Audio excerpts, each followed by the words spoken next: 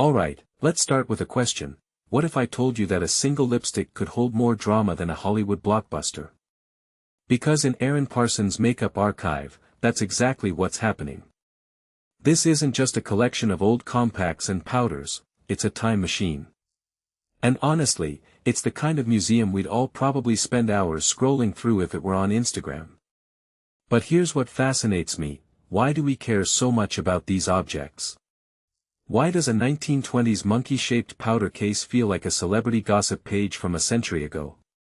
Let's break this down. Take the Schuco Red Mohair Monkey Compact. On the surface, it's adorable, like a plush toy that belongs in a Wes Anderson film. But here's the twist: this thing was revolutionary. In the 1920s, makeup was still kinda taboo unless you were a stage actress. So this compact. It was designed to be discreet, playful, and functional. You could stash it in your purse and no one would bat an eye. What Parsons' collection highlights here is how beauty products have always been about rebellion wrapped in glamour. They're not just tools, they're survival kits for navigating societal norms. Then there's Marilyn Monroe's Max Factor lipstick. Of course, this screams iconic, but let's dig deeper. This wasn't just hers. It was used in the 60s, a time when makeup became a weapon for women to claim their power. Monroe's image was weaponized against her, sure, but owning this lipstick? That's a physical connection to the messiness of her life.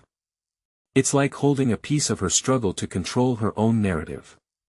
And Parsons isn't just displaying it, she's curating a conversation about how we mythologize celebrities.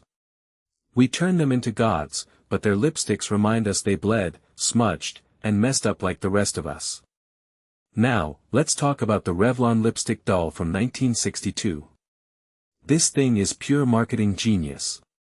It's not just a product, it's a trophy. In the 60s, brands realized that selling makeup wasn't about cosmetics, it was about selling identity. The doll wasn't just a container, it was a status symbol. And Parsons' archive makes you wonder, are we any different today? Our shelves are cluttered with limited edition drops and influencer collabs. The packaging's changed, but the game's the same: beauty as performance art. Here's what keeps me up at night: this archive isn't just about the past.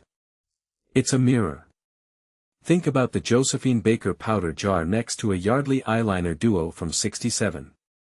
One represents the exoticization of black performers, the other, the mod rebellion. Both are tangled in cultural politics. Parsons isn't just collecting objects, she's archiving the messy, complicated ways we've used makeup to survive, resist, and reinvent ourselves. And that brings me to my final thought: what will our descendants think of our obsession with clear lip gloss and no makeup? Will our TikTok trends look as quaint as a monkey compact? Or will they see the same human hunger for control, creativity, and connection?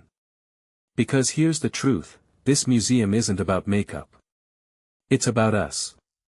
And if you've ever owned a mascara wand that got you through a bad day, you already know that sometimes, the smallest objects carry the heaviest stories. What would your beauty time capsule look like, and what would it say about the world you lived in?